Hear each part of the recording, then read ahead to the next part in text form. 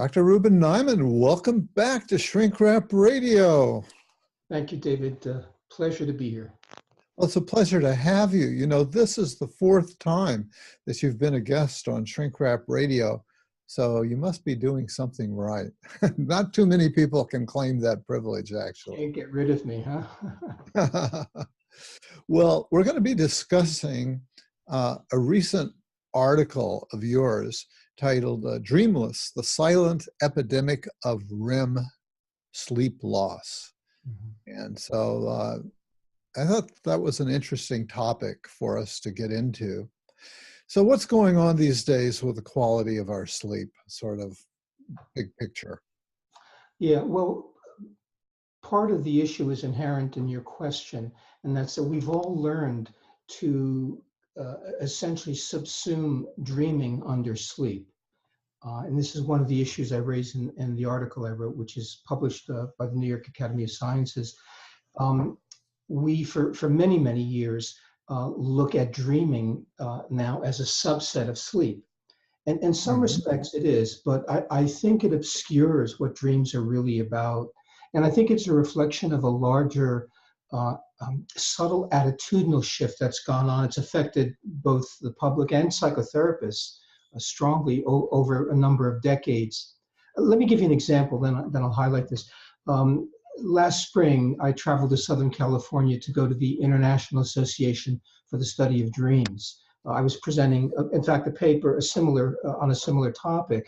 And I met a buddy there after he picked me up at the airport, and we stopped to get an espresso. And so we're in some coffee shop in Newport Beach, and I look over at a table, and there's a magazine entitled Dream. And I'm thinking, wow, interesting synchronicity. I walk over and pick it up, and it was a magazine about real estate. Right. It reminded me that one of the most common uses of the word dream in our world today, as in the American dream, is a house. Yeah. We've reduced the notion of dreaming to something in the material world. And I think this reflects a much deeper rooted shift or misunderstanding, a misconstruing of the notion of dream. We've downsized the dream in many, many ways. And this is the reason this epidemic is silent.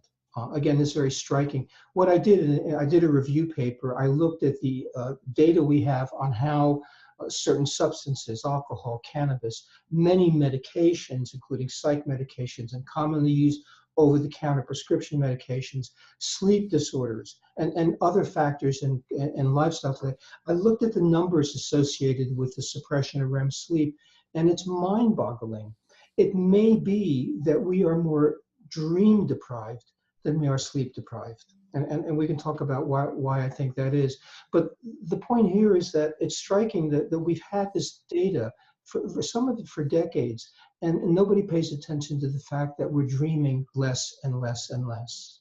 Well, that's an interesting finding right there, I think. I think many of us have been aware that there are sleep problems, and lots of people suffer from sleep problems and take various kinds of medications. I know some of my friends, I'm up in the age range where people seem to struggle more with staying asleep, I think, than maybe falling asleep, although it can go both ways. But, you know, I know of people who are taking Ambien every night for years. I'm not sure it was designed to be taken every night for years. No, the longest studies we have on Ambien run a few weeks. And we also have a lot of anecdotal data. In fact, some additional data showing that long-term use of Ambien is associated with problems, a breakdown of sleep architecture. And some of that becomes very evident in behavior, where people are getting up in the middle of the night, eating unconsciously, engaging in automatic behaviors, getting in their cars, driving, and doing other strange things. But getting back to your point, you know, you're right. It's true. As the population ages, as people get older, they're more likely to have sleep maintenance problems than they are sleep onset problems. It's a bit of an overstatement, but when we're young, we're nervous. When we're older, we're depressed. Metaphorically speaking. But what happens later in life is there's much more sleep onset and sleep maintenance, insomnia. The numbers bear this out. So the thing is, when we are missing sleep at the beginning of the night, when we have trouble falling asleep, it can compromise literally delta sleep, deep sleep, stage sleep. When we have trouble staying asleep, we're actually losing more dream time. We do most of our epic dreaming in the latter third of the night. So Right. here's Hamlet, to sleep, perchance to dream. So those awakenings are less about losing sleep, much more about losing REM sleep or dreaming. Yeah. And something that I never put together before in my head until I read your article was we've known for a long time that if you deprive people of REM sleep, we did various studies where, we wouldn't let them dream. Right. And it led to profound cognitive disturbances. Yes. They Yes. couldn't think straight the next day. Right. Right. And, but somehow there's a connection that we didn't make that to say, well, to look at how much REM sleep people are getting and to realize that will happen not just in the experimental setting when you deliberately deprive people of REM, but if people are deprived of REM for other reasons, their cognitive processes aren't going to be great. There's no question. In some of the studies you're referring to, they're both animal and human studies where REM sleep is selectively deprived, and these subjects can get all the other sleep they want. There's an interesting pattern. The REM sleep tries to rebound under pressure. It pushes back harder and harder, Mm-hmm. and it ends up pushing its way into the early part of the night. It displaces deep sleep, and it turns out that the REM that it sort of breaks the dam, if you will, and gushes back is poor quality REM. Well, that pattern many of us are familiar with. It's called the reduced REM latency. So we saw that in all of these research studies that deprived animals and humans of REM sleep. It turns out that the single most common pattern of sleep and dream in mood disorders, especially in depression, is a reduced REM latency. In other words, depressed individuals look like subjects who've had their dreams deprived. I know when I was in training years ago, we referred to depression metaphorically as a loss of one's dreams. And it looks like there's a literal underpinning that Mm-hmm. actually depressed people are losing their dreams. And the cognitive impact of this is profound. A big part of it is mediated by a memory deficit. We know that certain types of memory, procedural memory, for example, are consolidated in REM sleep. And I think memory is so much more than people think it is. It's not just a matter of reading or learning something and filing it in a metaphoric slot in the brain. My best sense of what goes on in REM sleep is it's an experiential digestive process. So in recent years, many of us are aware that we began referring to the digestive system, the gut, the actual gut, as a second brain. Candace Pert and others, of course, were discovering most of the neurotransmitters that were mediating CNS, brain processes were found in the gut. And when I was looking at it, it made sense to me because the gut has to make some very intelligent decisions, right? I mean, we send all kinds of stuff down there. We swallow all kinds of stuff. And the gut has to decide in what it's going to keep. It has to sift through. It's a security system, basically. It has to decide it's going to keep this and excrete that. What the gut keeps becomes a part of us. It literally becomes a part of our physicality, our tissues, our energy systems. So if the gut is a brain in digestion, then the brain is a gut during REM sleep. What I mean by that is that there are all of these unprocessed, undigested experiences we're exposed to during the day. I mean, we move through the day pretty quickly. We can't process everything. Some of it goes in pretty easily, but there's material that then is metaphorically chewed on, swallowed, digested, sifted through, and assimilated in REM sleep. And so memory is so much more than just learning something. When we achieve new memory, obtain new memory, it becomes a part of our psychology. We're remade in the dream. It makes sense. Morpheus, the Greek god of dreams, so of course is the root of the word morph. We are morphed in our dreams. We're updated.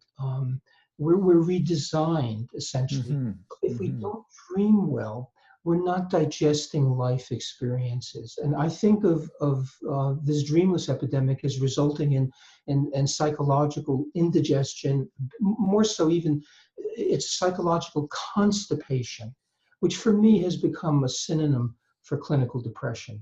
We're not processing information. We're just not processing new experience. That's really a new way of looking at it. I've been very interested in all the stuff that's coming out about the gut, about the biome, and how there are all these other organisms that are living with, that are a big part of who we are, that we're not aware of, and that whole system needs to be in balance, and that it affects our health, it affects our thinking. Mm-hmm. It's almost hard to grab hold of. It's definitely a new way of thinking about it. It suggests something that that the Pope does, and is reference to ourselves not only as I but as we, right? The royal we makes more sense now, huh? Yeah. Wow. But yeah. Wow. So you say there's a REM loss epidemic. Mm-hmm. And we're reasoning that by reasoning backwards because we know that there are sleep problems? Or is there some other way that is that assertion based on any other kind of evidence? Yeah, it is. There are numerous studies, for example, on the impact of alcohol on REM sleep. The impact, less so, but some studies on the impact of cannabis, nicotine, psych meds, antidepressants, benzos, anti-anxiety agents, statins. I mean, we have frequently when drugs are being evaluated by the FDA, one of the factors they look at is its impact on sleep. So we have data from a lot of these studies indicating that, well, let's start with alcohol. Yeah. Americans drink too much, and the standard, of course, is maybe 2 drinks or so per day for an average man, 1 drink for a woman. Women metabolize alcohol not as efficiently as men do. And of course, there are a lot of individual variations. But there's data showing that approximately 25 million Americans consume 8 or more drinks per day. That's a huge number of people, and that's a 25 million, you said 8 or more drinks per day. Wow. Yeah. So, and then we have data on people consuming less than that, but anybody consuming, the timing is a factor too, but consuming 3 or more drinks if you're a man, more drinks if you're a woman, you're beginning under risk of damaging REM sleep. And many people know that when they've had a little too much to drink, they'll wake up hour and a half, 2 hours, 3 hours into sleep. And usually that awakening coincides with the first REM cycle. It's a small REM cycle, but it appears that. So again, we have a lot of data that suggests that alcohol damages REM sleep. I've noticed that for myself. I've never been a big drinker, and maybe one of the reasons is that I don't like to sleep poorly. And the same thing with marijuana. I've smoked off and on over the years, but could never get very deeply into it again for that reason, that I don't like to have disturbed sleep. Right. Doesn't feel good. With alcohol, there's an old study an interview study that showed that more than 50% of adult alcoholics reported that they started drinking as adolescents primarily because they couldn't sleep. They were drinking to sleep. And we do know that a little bit of alcohol can be soporific. It can help you fall asleep. But it turns out people habituate, they need more and more of it, and then it ends up interfering with their sleep. Okay. The same thing might be true with cannabis. The data is still a little sketchy, but that's what we're thinking. Uh-huh. So that's another piece of evidence that we are REM deprived, because we know that there are a large number of people are consuming alcohol. A large number of people are consuming, well, statins is one that you mentioned, and a whole heck of, I think the statin is the most prescribed drug. It's up there. It's It's hard. way up there. Yeah, it's hard to tease out the data. Um, uh, I focused more in this study that I did on psychiatric meds, because Hmm. we encounter a lot of that in our work, and the largest category of psych med prescriptions in the world are benzodiazepines, and we've known for ages that benzos suppress not only REM sleep but deep sleep and REM sleep. So it keeps us in lighter sleep. It keeps us from dreaming. It may well be that that's one of the mechanisms that it allows people to sleep. It could be that by suppressing the dream, we're holding back the processing of difficult emotions that would come up in the dream and possibly wake somebody up. So functionally, it's understandable. But in terms of practicality over time, I mean, we really don't have good data. Nobody's looked at what happens to a human being if their REM sleep is compromised for years and years. Although the data that we have on sleep deprivation is all tangled up with REM sleep deprivation. You know, a lot of the negative medical ramifications we attribute to sleep loss may well be the result of dream loss. Hmm. Hmm. You know, just coincidentally, synchronistically, I saw a piece in a recent New Yorker written by Jerome Gutman. He's a MD and journalist, and he quoted somebody somewhere else that was saying that getting the ability to get a good night's sleep has become a sort of status symbol. Mm. I thought that's interesting, that it's a rare enough experience that it's kind of enviable. Part of the problem, David, is I'm going to sound critical of my own profession, but I think it deserves it. You know, there's been a dramatic uptick in the number of sleep specialists in the last 15, 20 years, mostly physicians, but also psychologists, uh, um, an explosion of research, a tremendous initiative on public health education. The media has paid so much attention to sleep issues. And when I look at the data, the epidemiologic data, nothing is improving. In fact, things might actually be getting worse. So we have a problem here. Hmm. The way we're approaching sleep and dream deprivation doesn't seem to be working. Now, clearly, we're pushing against some very powerful cultural forces. You know, there's a kind of relentlessness in our culture. You know, there is hurry sickness, which seems to be getting worse and worse. In sleep, we call it hyperarousal. But I think we're missing the point here. And some of this relates to dream deprivation. So I think most of us are now familiar with the term hyperarousal. Or maybe I should say a little bit about it. Sure, sure. So, you know, we are aware that we dream at different levels or different stages. I'm sorry, that we sleep at different levels or different stages. Yeah. The stage one, stage two, stage three is REM sleep. Most of us aren't conscious of the obvious fact that we are awake at different levels of consciousness too. And this is reflected in EEG. We can be in relaxed waking, maybe characterized by alpha waves. We can be in low beta, higher beta, or really high beta. It's a little bit like an airplane flying at different altitudes. But many of us now fly at higher and higher altitudes, metaphorically, where we used to be these little single engine Cessnas, we're now Learjets. We're way up in the atmosphere.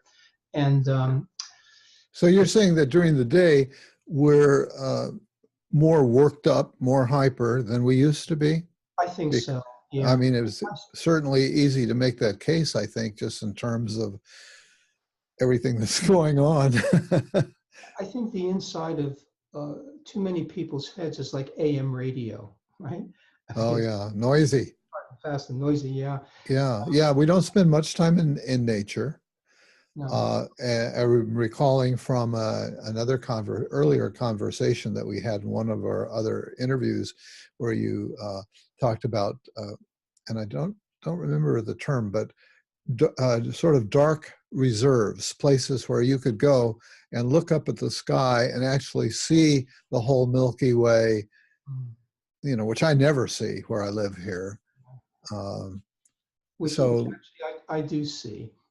I yeah, have two homes. I have a home in Tucson in the center of town, and Tucson is it's a city of about 1 million people, and it's rare because the International Dark Sky Association is based there. And Tucson has some of the most progressive night lighting regulations in the world, and so the quality of the light, the capping of the light, and from my house in Tucson, I could look up and see the Milky Way. My that's second wonderful. now I'm out in the country, and of course it's visible here. But yeah, it's a big loss. So hyperarousal has been extensively studied, and it's associated with elevated core body temperature, people functioning in high beta EEG, increased cortisol, dysrhythmic cortisol, increased sympathetic activity at night. But people just get hype. And I think it's associated with something I've written about elsewhere called Wake-Centrism. I think in the same way we used to be ethnocentric, we would go into other cultures and judge them in terms of the standard of our own culture. Yeah. I think today we in our world believe that waking is it. If we were fish, waking would be our water. It's the element we live in. It's what we see through. And fish don't really get water. Not until a fish happens to leap out of the water and say, "Oh my God, there's unwater." Most of us don't get waking. We see through it, and we're wakists. We judge other states, other profound states of consciousness. Specifically, we judge sleep and we judge dreams from a waking world perspective. We kind of downsize and subsume them. And hyperarousal, in my opinion, is essentially an addiction to waking life. I do really see it as an addiction. And I think insomnia, and one of the reasons we're not able to really make a dent in the insomnia, which is sleep and dream loss epidemic, is that we're coming at it with this huge bias, with this waking world bias. The waking part of us can't sleep. It can walk us to the edge of the waters of sleep, but it can't swim. We need to learn to let go of the waking self, Mm-hmm. and then sleep appears. It's the default in consciousness. But that means descending out of this hyper aroused waking that we live in. And most people don't descend enough, or they don't have enough a long enough landing strip, if you will. They can't slow down enough at night to really submit in a peaceful way to sleep. Instead, I think millions of people, the term is crash at night. They don't really do a soft landing into sleep. That's right. That's one of the things we say, I got to go crash. People crash, yeah. And I think the metaphor is very telling. Coming down, my belief is that what is missing in our approach to healing sleep and dreams is pretty simple. The antidote to hyperarousal is humility. Humility is a great word. It comes from humus, which means earth.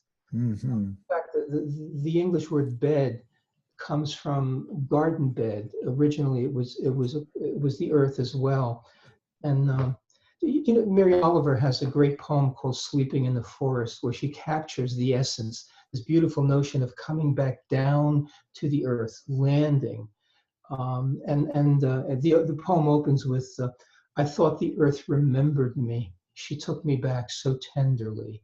There's a sense of a relationship, of returning to earth. And it always reminds me of, I had a dog for years, a Siberian Husky I used to play Frisbee with. And he taught me a profound lesson about sleep and dreams. As we'd be in the midst of this passionate play, my phone would ring and I'd put it to my ear and he'd give me one of those curious dog looks like, "Really?" What I noticed, within seconds, he'd be asleep on the ground. And in archetypal psychology, of course, the dog is often referred to as the archetype of humility. They just know how to come down. They know how to come down. So I think we can learn from that. Getting to sleep requires humility, and I think the attitudinal shift essential to the restoration of our dream lives, which I think has profound implications for Yeah. everything from personal mood to political issues. The essence of that is also humility.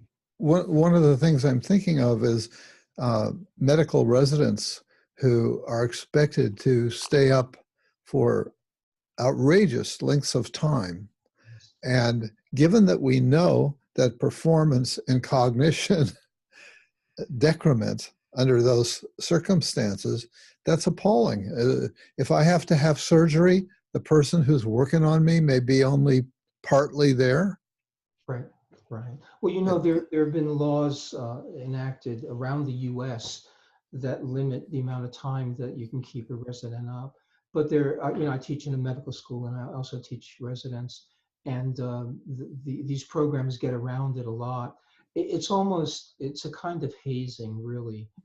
Yeah, The medical instructors pass on to the students. Right, and yeah. it's And as you say, it's maybe symptomatic of something in our culture. You know, a real man or woman can take it, right. right? Right. Well, certainly there are moments when we can. I think resilience is important. You know, we are resilient, but that's different than chronic lifestyle patterns that really erode, you know, our health and erode our conscience. I'm thinking of Silicon Valley too, and all the high tech companies where a badge of courage is that you don't sleep, that you're working late into the night, and you don't even go home. You sleep in the office, you sleep Right, at your workstation. right, right. Yeah, like Yeah, you're working in an emergency room. yeah, Yeah. yeah, Well, with a lot of pressure. You're talking about the hyper. It's kind of go, go, go, and be able to think real fast, right? yeah. It reminds me of another a decrement associated with dream loss. Um, so from the psychological perspective, we have numerous studies that have looked at how we perceive in the dream. You know, we've examined tens of thousands of dreams, and we know, for example, that the sensorium is expanded. That I can, in my dream, I can see in front of me and the sides, and I can see through the back of my head. I can just sense what's in the room I'm in. I can see simultaneously see the building from the outside. So even though when we dream, of course, our senses are shut down, we can't see or hear or touch. Um, in a way, we can think of dreaming as ESP. It's extrasensory perception because we're perceiving in a sensory fashion, but not with our eyes and ears and so on. Neither can we move, of course. We become paralyzed. Our voluntary muscles are offline in the dream. And so, given that there's no sensory input, no sensation information coming in, there's no motor output. In a metaphoric sense, dreaming is an out-of-body experience. It's an OBE. And I talk to my patients and the people I teach about this. It's an experience in which consciousness is no longer constrained by the body, by the physical body. So of course we can fly in a dream. We can time travel. We can be ourselves. We can be someone else. We can be ourselves watching ourselves. So what happens in the dream beyond, and I believe dreaming is meaningful, and I know not everybody agrees with me, but beyond whatever meaning the dream has, when we dream at night, we are exercising another way of perceiving. We're Mm-hmm. exercising an artistic, a poetic, we're exercising expanded consciousness. So that takes me back to, you know, I worked with Dr. Andrew Weil, and one of his first books was called The Natural Mind, published around 1970, where he made I think, such a critical point, saying that there's an innate human desire to expand consciousness. Yeah, We see this in children who my grandkids will spin around until they're so sure. dizzy that the world is, Yeah, they'll tuck their head under their legs, look at the world upside down. They're always interested in broader, different ways of seeing. I think we've lost that in our world, and hyper arousal is associated with intense focus. It's almost like in waking life, we see the world through microscopes. You know, we focus in intensely. And the contrast, the balance, if we dream well, is it installs more of a wide angle lens in our perception. I call it a macroscope. It's a broader way of viewing. Mm. And when we dream, we exercise this enhanced kind of consciousness. We stretch it. It's a little bit, for me, it's a little bit, dreaming is like yoga of the psyche, yoga of the mind. It stretches the way of seeing. I think if we don't have that, it erodes consciousness. We lose our peripheral vision in a sense. It closes in and closes in, and gradually it's imperceptible, but we're seeing the world through smaller and smaller frames. Yeah, in the email that you sent me prior to, in the process of setting this interview up, you made a reference to shamanism, but without any particular context other than dreaming. So, and you just alluded to ESP possibilities. Say a little bit about where you see shamanism fitting into all this. Yeah. Thank you for reminding me of that. What that does is it takes me back to a dream teacher, a shamanic teacher I worked with for about 8 years, pretty early in my career. And one of the things he taught us, we had a very small group that worked with him. And we initially were tracking our own dreams. We taught ourselves to awaken with every dream. And of course, we had volumes of recordings. But he also, he was so excited when any of us came in with a dream that was located in Latin America or South America. So for example, I had a dream that was set in Brazil. I've never been there, but for some reason it was, and he'd get very, very excited. Yeah. I had some dreams that were set in Mexico, and over time he explained to us that a lot of his learning also came out of alchemy. He was a scholar of alchemy, and people thought the alchemists were these medieval kooks in Europe trying to convert lead into gold. Jung and many archetypal psychologists have studied their work and said, no, it's really, it's a spiritual map. And a lot of their work had to do with dreaming, waking dream interpretation. Excuse me. The term alchemy, he told us, came from the ancient name of Egypt. Egypt was called Keme. And the alchemists, like my teacher, believed in this sort of geographic factor in dreaming. They were up in Europe. They believed that when their dreaming was based in South, in Africa or Egypt for that matter, it was a really profound dream. So there was some connection between those cultures. And again, there was a geographic parallel that when you went down in the hemisphere, you were dreaming deeper and deeper. The reason I bring this up is it occurred to me, my dream teacher passed away this last year. And ironically, I ended up moving very close to Mexico. So I live very close to the border. And I'm fascinated with geopolitical boundaries and a metaphor for boundaries in psychology. But it occurred to me that all of this recent discussion about a literal wall, building a wall between the United States, between America, North America, and South America, I began thinking the wall is actually maybe a manifestation of an undercurrent that's been going on for some years, that we have been blocking our dreams. And the wall is a late symptom of that we're literally seeing this talk about blocking our connection with these cultures in a deeper world. So that's one shamanic bit of musing about it. Yeah. Wow. Was that Claudio Naranjo by any chance that you studied with? No. Okay. Just wondered. You go so far as to suggest that there probably should be a diagnostic category related to REM loss. Yes. Yeah. Where would that, you gave it some initials too. Do you remember what they were? Dream deficiency disorder, RDDD. Yeah, REM, or something like that. I'm not attached to. REM disturbance disorder or something like that. Yeah. I do think in sleep medicine in particular, in my field, and medicine in general, and clinical psychology, we really need to call attention to this. You can pick up a sleep study. Most sleep studies are done on sleep apnea patients. Many of them are also done to rule in and rule out narcolepsy. And you'll see a number on it. They will tell you the percentage of REM sleep.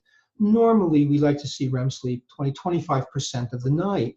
And very commonly, most commonly, we'll see studies that show REM sleep 10%, 5%, 3%. And it's not uncommon to see 0% REM sleep, particularly in apnea. And and so this shows up on the data portion of the polysomnography, the sleep study, and nowhere in the report is it mentioned. It's striking to me. It's not mentioned. And the presumption is that that's really part of sleep loss, but it's not. And I think one of the reasons we need a specific diagnostic category is so that we start treating it and we become more sensitive to it. Physicians need to be aware that if they're going to prescribe certain antidepressants, they are suppressing REM sleep. Now, they might still choose to do that, but they need to be aware of that. Patients need to be aware of that. Psychologists need to be aware of that. I think this is a very challenging issue for me too. And I was trained, probably like you, quite a few years ago, and dream work was a big part of my training. And then I did postgraduate training in dream work as well. It turns out there are a couple of papers now that show that there's been a significant reduction in interest in dreaming on the part of clinical psychologists or psychotherapists in general. And we used to be rooted in this, even if we weren't psychoanalytic per se. There was so much, it was just a key process of psychotherapy. Fewer and fewer psychotherapists are now asking their patients about dreams. I had a long discussion with the editor of a major psychology journal, who was also a clinician, and he said to me, and this is a quote, "When my patients start to talk about dreams, I yawn." It really struck me, and I think he represents many, if not most, psychotherapists. Of course, there's a relationship between whether or not an individual psychotherapist pays attention to their own dreams and paying attention to the dreams of patients. Yeah. But this is another area that needs a lot of attention, is we really need to recognize the importance of dreaming in psychotherapy. Pardon me. Has anybody, I don't know how long you've been putting out the idea that there needs to be a diagnosis. Would that be in the DSM or in some broader medical manual? Probably ICD and the DSM, I would think. Have you gotten any pushback on that or feedback from people who are substantial in the field who feel ready to embrace that idea or not? I haven't gotten any formal feedback. I'm smiling. I did a presentation to a state sleep society not long ago on mindfulness and sleep. And so I wanted to ask you about that, yeah. Really the psychological side. These were mostly physicians I was speaking to. And interesting, after my presentation, I'm going to say a dozen or 15 of them, one by one, came up and took me aside. And with a confiding tone, they said things like, "I meditate." I meditate, yeah, right. I journal my dreams. I was talking about the psychological side of this. Yeah. So that was really striking. But in sleep medicine in general, the field is one of the most highly medicalized medical specialties. Everything is reduced to pretty much the brain or the body. And this is a deep concern I have.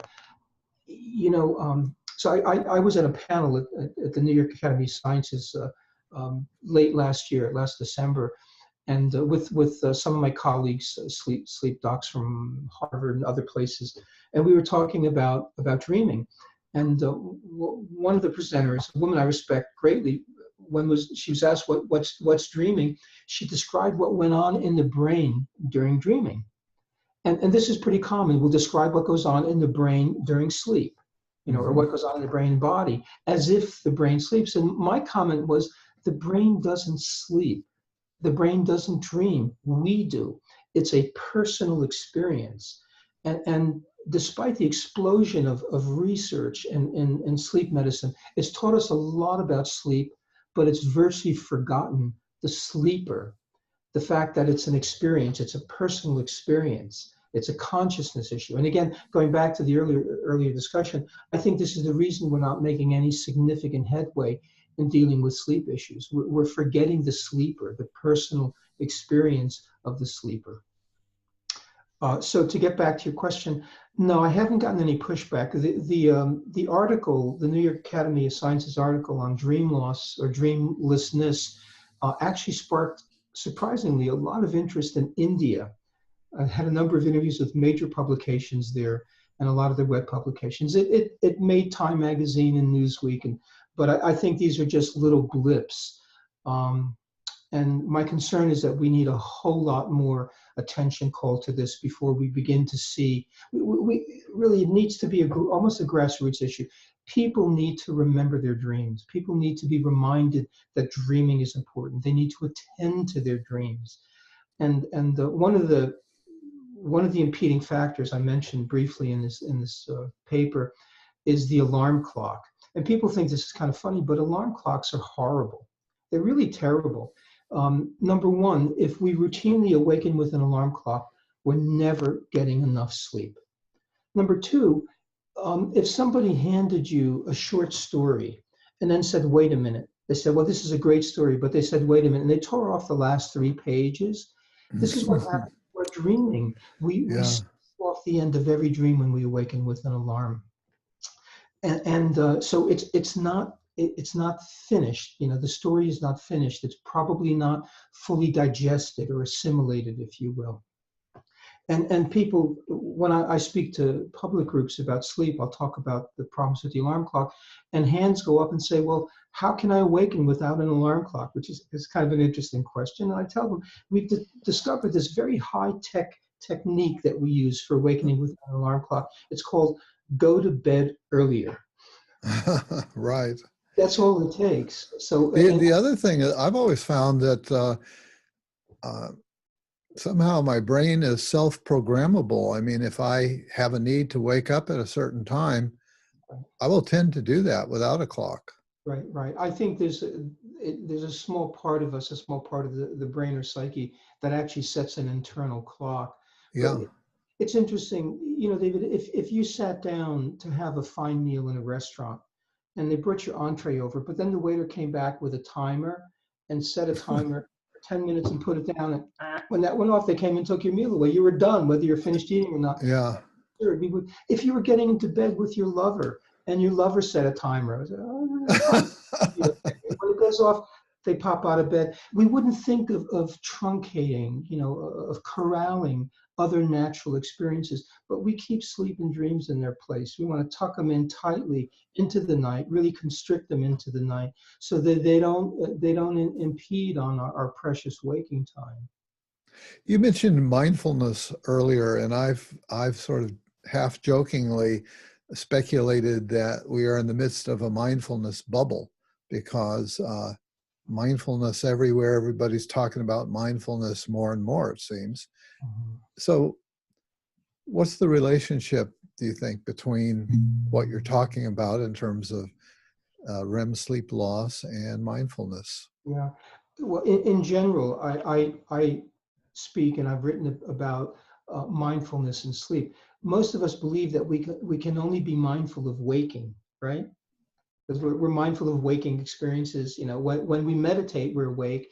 And many meditation training programs teach you to stay awake. I mean, in some Zen places, you'll get whacked with a stick. If you, Right. And I'm not arguing against mindfulness of waking life. And there's an interesting presumption in sleep science, and it's been there for years, that it's impossible. In fact, Will Dement, the head of the Stanford Sleep Center, a wonderful, brilliant scientist, pretty much the father of American sleep medicine, has stated in his classic book, The Promise of Sleep, that it's impossible to have awareness of non-REM, of non-dreaming sleep. It's just not true. It's just not true. And we've had spiritual writings going back for thousands of years talking about awareness of sleep. In fact, in Tibetan Buddhism, mindfulness practice, there is a whole sleep and dream yoga. The Dalai Lama has said it's one of the most challenging paths, and that they cultivate awareness of sleep. And we're now getting evidence. Richard Miller, you might know, who's a psychologist who studies yoga nidra, and a number of others have been looking at, EEG during meditation or yoga practices. There are people who go into delta EEG. They are technically asleep, and one of them can open his eyes, and they're totally present in the world. So this idea that we can't be aware of sleep, I think for many people has set up a barrier, the presumption that sleep is unconscious. Another ramification of this is kind of funny. There's a tremendous explosion now of interest in personal measurement of sleep. People are wearing watch devices, actigraphy, or Right. rings. You can now purchase mattresses that have many built-in sensors. They'll measure your body temperature, your heart rate, your movement. There are pillows on the market now that'll do that. And there are people waking up in the morning consulting the instrumentation to determine how well they slept. For me, that's a little bit like getting a device to tell you when you're hungry or you have to pee. It's like, come on, if you slept well, you'll know you slept well. We've lost our self-efficacy around this, we're pulled more and more away. And part of this is we're taught that we really don't have a direct experience of sleep and of dreams, but we do. So mindfulness of sleep and dreams, I was just teaching this at a conference in Portland yesterday. We can practice a mindfulness by mindful sleep onset. In other words, when we go to sleep, we close our waking world eyes, but the metaphor is we keep our third eye open. It's a non-sensory perception, and it's a meditative practice. It's ultimately a practice in being aware without objects of awareness, because as we go to sleep, there's nothing there pretty much. The thoughts start to dissipate. So it's a practice of what's called pure awareness. So we can practice that at sleep onset. We can also practice that at sleep offset. And I strongly encourage people to be mindful of grogginess. Now, that sounds funny to people. The word groggy comes from the English rum drink, grog. And the suggestion is that we awaken drunk. And again, it's quite disparaging. The truth is that grogginess is an exquisite hybrid state of consciousness. It's part sleep, part waking, and part dreaming. And if we allow ourselves to linger there without introducing a lot of waking intention, we will feel the serenity of sleep. We will linger in this inner peace, and also there will be images. There'll be bubbles of images from our dream that will come to the surface. It's one of the best ways to remember dreaming. So practice mindfulness at sleep onset, at sleep offset. And the other really interesting place to practice mindfulness of sleep and dreams is in the middle of the day when we are sleepy. People don't often recognize that sleepiness is actually the emergence of sleep and dream-like activity in the middle of waking. Okay, we fight it. We typically fight it. Yeah. But it's interesting to become mindful of that in the context of waking. So these are three arenas in which we can practice. And I think that kind of practice increases both the quality of our sleep and our dreaming. Yeah, that was one of the things that I wanted to touch on with you, but maybe that answers it, which is what can people do to increase the amount of time that they're spending in REM. So you also, in your paper, you actually talk about dietary things. I forgot what the word, oniric, what was that word? Oniric. Oniric, yeah. That there are oniric foods? Well, there are oniric substances. The Onirises, Nyx, the goddess of night, had lots and lots of kids. She gave birth to Hypnos, the god of sleep, who then gave birth to Morpheus, who was the god of major dreams. But she also gave direct birth to the Onirises, and these were lesser gods of dreams. And so oniric substances, or Oniris comes from that. Probably the best known dream promoting substance, and the one I recommend a lot, is melatonin. Melatonin levels are very low at the beginning of the night, and they rise up, and we get a bump in the last third of the night. I believe that because we are so overexposed to excessive light at night, the vast majority of us in our world today are significantly melatonin suppressed. And this is another reason. Light at night is another reason we have poor quality or poor quantity dreaming. So we can supplement with melatonin. Unfortunately, I think there's so much misinformation about melatonin out there, and I really believe that a lot of the melatonin on the market is not very useful, and I think some of it actually may interfere with good sleep and dreams. Now, I think I recall from a previous conversation that you use a sublingual melatonin. Is that right? Yes, yeah. The ideal, I believe, particularly if you're going to take it close to bedtime, is a sublingual time released or sustained release melatonin. Melatonin has a short half-life, 20, maybe 30 minutes, 45 minutes max, depending. And so if you take a regular dose of it at the beginning of the night, you're going to get a bump at the beginning of the night, and then it's going to tail out. It's exactly the opposite of what nature does, what the brain would do, which is a tail at the beginning of the night and a bump. There are some products that are in Europe.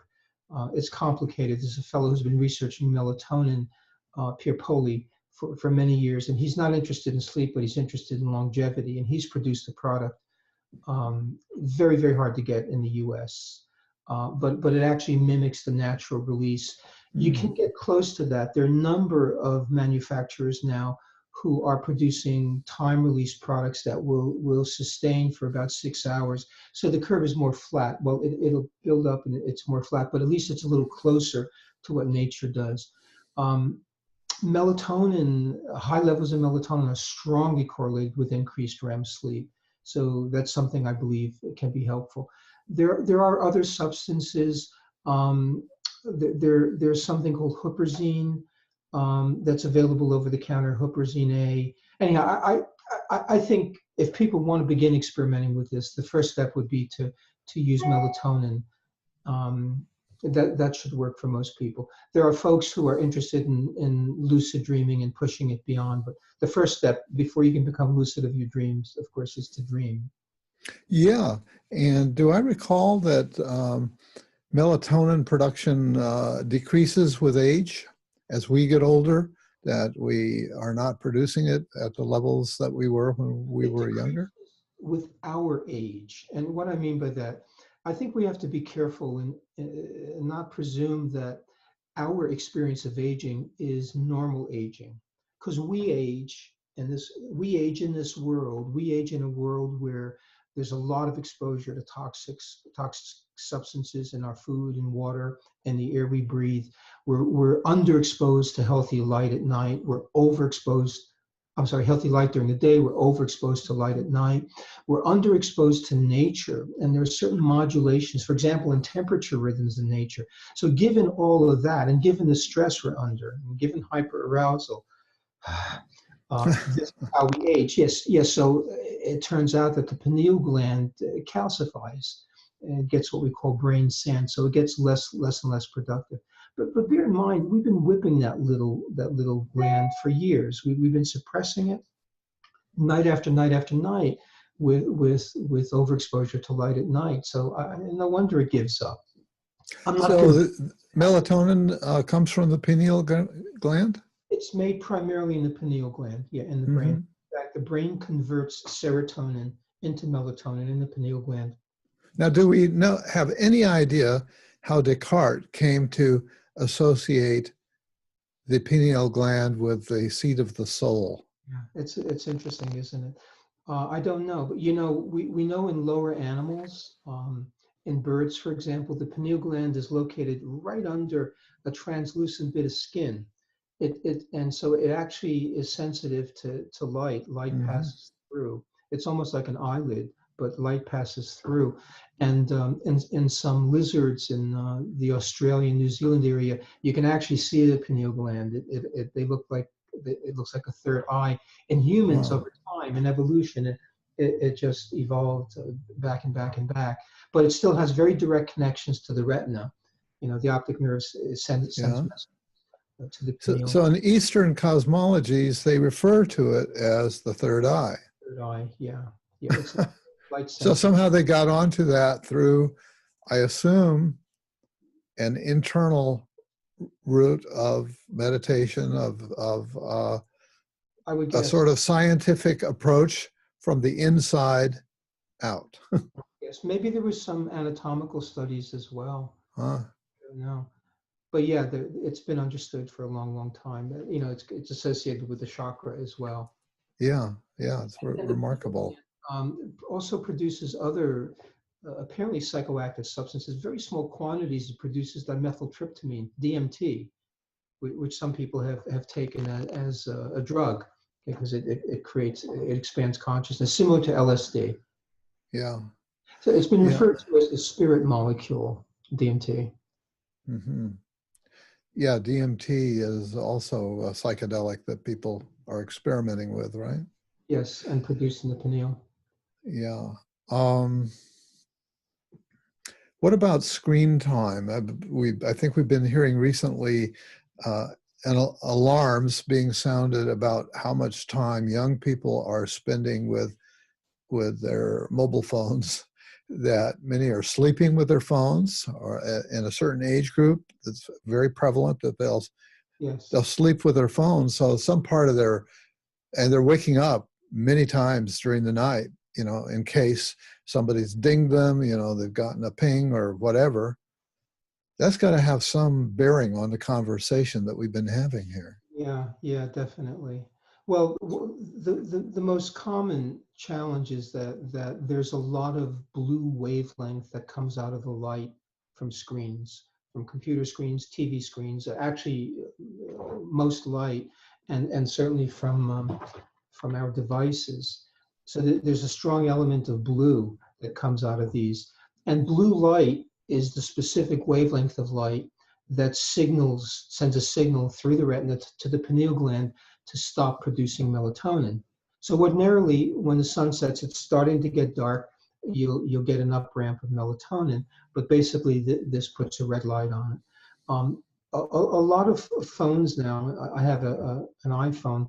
There's a device, or there's an option under clock. Actually, I can show you right here. It's called bedtime, and if you set that, it'll actually change. I don't know if you can see this. It'll change the light, the quality of the light on your iPhone.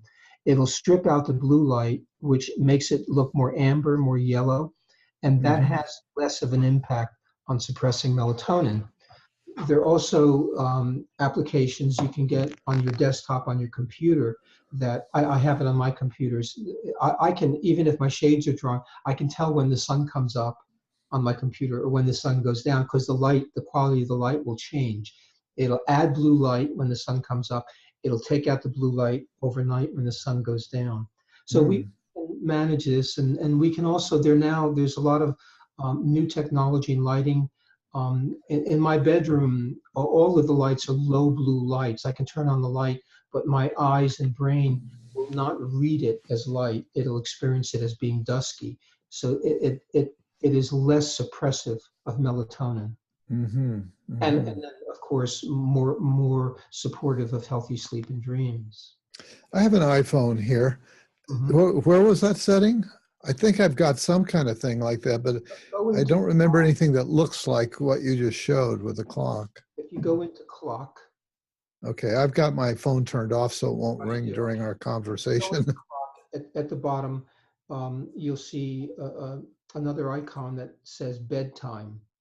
It's pretty Okay. self-explanatory, and if you click that, you'll have an option to turn that up in the upper right hand, turn that on, and you can set it. You can tell it when you want to wind down and what time you want to wake up. So it'll start setting. It'll start changing the light on your device. I have it set around 8 o'clock. The color changes, and then a rising time. And I'm not going to bed at 8. I go to bed, closer to 10:30, but the rising time around 6. But you Yeah. can, I don't know if you can see that, you can just alter that easily, Yeah. that time. Yeah. That's neat. So yeah, there are these options. Speaking of technology, there's an interesting piece on NPR today about children developing relationships with tech devices. So we talk about people keeping their iPhones or laptops, whatever, in bed. It's a little bit, kids actually believe that Alexa, Alexa, the Amazon device, Right. believe that there's a woman living inside there. Yeah. Yeah. Young kids. And when parents speak to the device, they're role modeling, relating to an assistant, if you will. But of course, put one of these in bed. You can talk to Siri at night. You can ask her what time it is. You can ask her, what the weather's like outside. So it's almost like having a partner, um, in a box. I've been writing about some of those things. I'm associated with an online journal called Age of Robotics, and I'm sort of head of the department for psychology and society. So I've been looking at a lot of those issues. It's all moving so quickly. There's so much new information coming out every single day that it's kind of overwhelming. Um, you know, dare I admit that I watch television, and at about 7 o'clock at night, after I've had dinner, I start getting these waves of sleepiness. You were talking about grogginess earlier, and I'm fighting them. Sometimes I just go over to the couch and take a nap instead. I'm with my wife. She just keeps watching TV. She's not suffering from this, but it's just pulling at me, and I'll close my eyes a little bit, and the images will start swirling around in my head and so on. Is that because the energy is being drawn to my stomach for digestion, as I've sometimes heard in the past? Or what do you think's going on around that? Not. What you're describing, David, is it sounds like it's very common. It's called an advanced sleep phase. So the clock on the wall says it's 7:30. It's not quite bedtime. The clock inside your head is desynchronized. The clock inside your head thinks it's 10:30 or 11. And whether you take a nap, whether you go to sleep, or even if you stay up, it's going to start ticking off your sleep hours, and it will try to awaken you 7 or 8 hours later. If this pattern persists, it results in what we call early morning awakening. Very common as we age in our world. People are waking up, 3, 4 a.m., 2, 3, 4 a.m., and they're up for the day. That's why we can get dinner in Miami at 3 p.m., right? People, their entire sleep phase has changed. So no one's quite sure why this is. Some people would say that it's part of natural aging. I don't agree at all. I think, again, it's the result of aging in our world, in our overexposure to light at night, the toxic burden, and so on, stuff I mentioned earlier. There is a way of managing this, and keep a relatively bright light on near where you're sitting. We recommend a 100-watt light bulb if you're reading or watching TV. And over a period of a week or two, keep that on for a couple of hours at night, you will find that you're getting less and less sleepy earlier. Light will push your sleep phase back.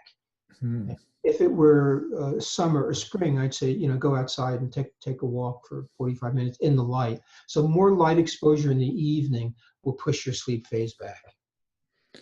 One thing I noticed, that if I were to leave the TV, but go to my computer and start doing things on my computer, it wakes me right up. Right. So it's something about the passivity of watching TV, it feels like to me. It may be, but it also, unless you have a filter on your computer, computers put out a lot of blue light. Number one. Number two, it may be that it's a little more exciting. But I talk to some people who fall asleep watching these very exciting dramas. It may not be the content, but it's probably the light. And also, we tend to sit a lot closer to our computers, even though they're smaller and there's more intense light. Yeah. Well, it's always fascinating to talk to you.